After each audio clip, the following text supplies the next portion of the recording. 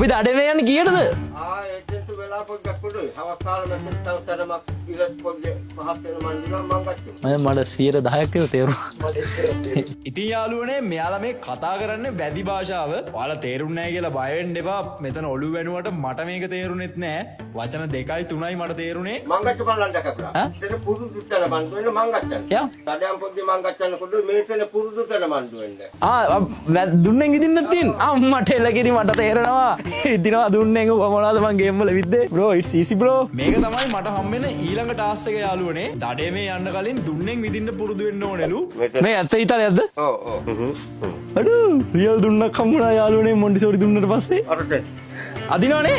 හොඳ වාගේ අතුම් පොඩ්ඩ මන්දු කරන්න. ඒක කාටද හොඳ වාගේ අතුම් පොඩ්ඩ මන්දු කරන්න මේක. 3 2 1 කියන්නේ. මේ අතට මේ මොන එකක්වත් කොට ඔය තේනවා කතා දම ඉන්දින් කංකුණා කබර ඉන්දින් කොට තිබව ගත්තා. ඔන්න යන් තිබ්බා. හරි හොඳ බා. අතුම් පොඩ්ඩ මන්දු කරන්න හොඳ වාගේ. මේ මට දඩේ යන්න බැරිද? අමාරු දෙනයි වාගේ. ඒකට දඩයන් පොඩ්ඩ යන්න මං. එලකිරි දැන් තියෙනවා. යන් තිබ්බා. හරි හොඳයි. ඔන්න දෙවෙනි. ගියා හැබැයි මේ.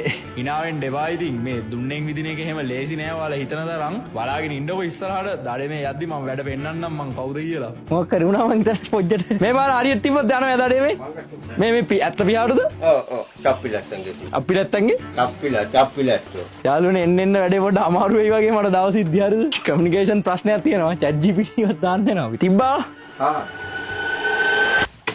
අම්මද මං ගත්තේ. එලකිරිනේ. හොඳයි. අම්මලා